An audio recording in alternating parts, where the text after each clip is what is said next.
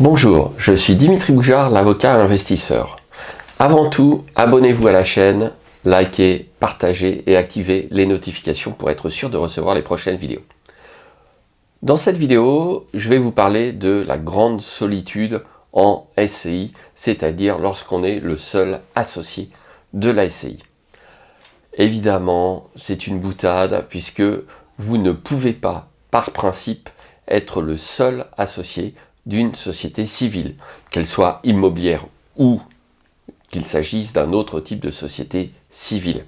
Mais nous sommes dans l'investissement immobilier, je vais donc vous reparler, comme souvent, de la SCI.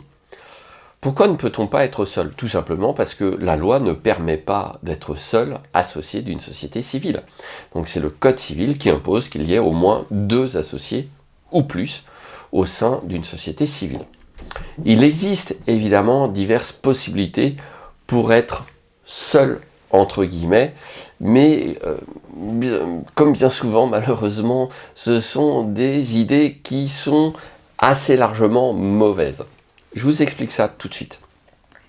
Première possibilité, vous constituez la société civile immobilière à 2, et juste après, l'autre associé vous cède ses parts sociales, ou sa part sociale si vous n'aviez constitué la société qu'avec une seule part sociale pour le deuxième associé. Donc ça, c'est légal. Et votre société ne va pas disparaître, être dissoute automatiquement pour autant, loin de là. En revanche, attention, c'est une situation qui a de multiples inconvénients. Premier inconvénient, au bout d'un certain temps, votre société pourrait être dissoute à la demande de tout intéressé. Ensuite, vous avez un juge commis à la surveillance du registre du commerce et des sociétés qui pourrait venir vous demander, le cas échéant, via le greffe, de régulariser cette situation. Surtout, vous avez une autre difficulté qui est une difficulté d'ordre pratique, puisque si vous êtes le seul associé, vous allez être bloqué dans vos démarches pour régulariser votre extrait cabis sur Internet, auprès du greffe du tribunal de commerce ad hoc, mais on fait souvent les démarches maintenant sur Internet. Pourquoi? Parce que, il faut être 2 associés, c'est la loi qui l'exige. Donc dans le cadre, par exemple, malheureusement, d'une succession, il se peut très bien que vous deveniez le seul associé parce que vous héritez des parts de l'autre associé, suivant vos liens de filiation, un testament, que sais-je encore. Mais en tout état de cause, là, vous avez 1 an pour régulariser la situation. En revanche, lorsque vous êtes tout seul, parce que vous avez fait en sorte de vous retrouver seul, si vous souhaitez resouscrire un crédit immobilier, la banque va vous demander l'extrait cabis. Et à ce moment-là, la banque va voir qu'il n'y a qu'un seul associé, ou que l'autre associé est décédé, et que vous n'avez pas mis à jour le cabis. Et si votre cabis n'est pas mis à jour, vous n'obtiendrez jamais votre prêt bancaire, parce que cela va gripper les rouages de la banque au niveau du service juridique, et ils vous mettront une grosse croix rouge en disant « Ah non, tant que la situation n'est pas régularisée, impossible d'emprunter ». Donc vous le voyez, se retrouver seul associé suite à une cession de parts juste après la constitution, c'est une mauvaise idée, globalement, ne le faites pas. Vous avez certes 1 an pour régulariser, mais de toute façon, vous ne pourrez rien faire. Donc voilà, ça, on l'écarte. Deuxième possibilité, qui est encore une fois matraquée un petit peu sur Internet, c'est cette fameuse création de la holding pour vous retrouver seul associé. Pourquoi? Le montage est relativement simple. Vous créez une société, alors on dit la holding, j'y reviens une fois de plus, la holding n'est pas une société spécifique, c'est son activité qui est particulière, puisque au sein de la holding, celle-ci a pour objet social de détenir des participations dans d'autres sociétés, quelles qu'elles soient, immobilières, civile, commerciale, peu importe. D'accord?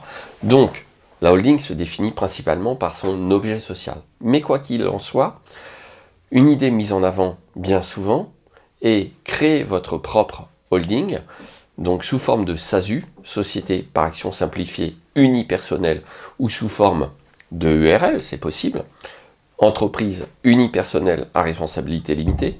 Alors évidemment, entreprise, en fait, c'est une société. Donc le terme EURL n'est pas super adapté à mon avis, mais bon. C'est une société par action,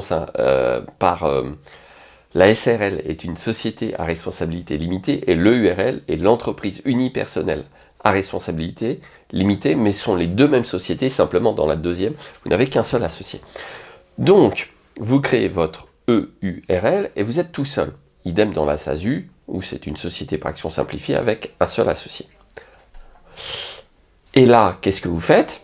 Grâce à cette société dont vous êtes l'unique associé, vous créez votre société civile immobilière et vous faites en sorte que votre propre société soit associée avec vous en nom propre au sein de la SCI. Donc, votre SCI a bien deux associés. C'est vous-même en nom propre et votre propre société. Là, on a une autre difficulté, c'est qu'il y a encore quelques années, ça fonctionnait très bien vis-à-vis des banques.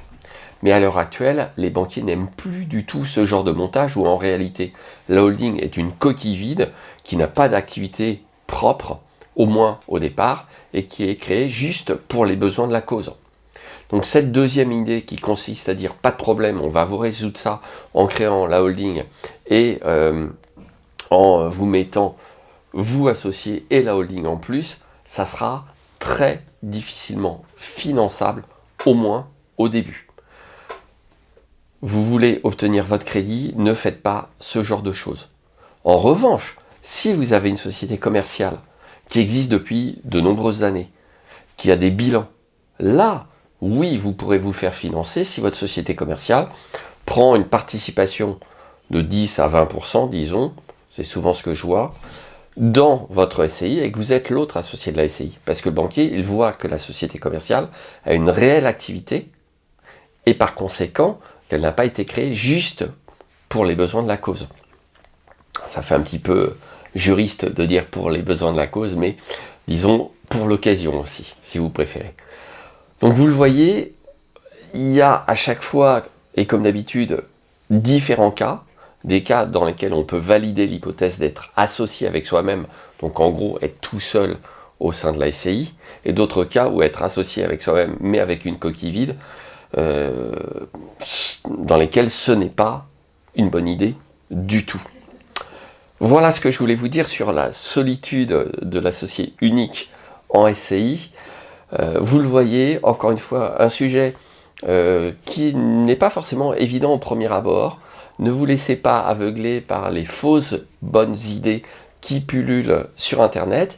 Et justement, pour éviter de tomber dans ce genre de piège, eh bien, il y a une chose très simple à faire. Abonnez-vous au Droit d'investir, vous trouverez le lien sous la vidéo. Le Droit d'investir, c'est un podcast que je délivre chaque semaine sous forme de fichier donc audio de 15 minutes qui va vous renseigner sur l'information et l'actualité juridique et fiscale pour investisseurs immobiliers.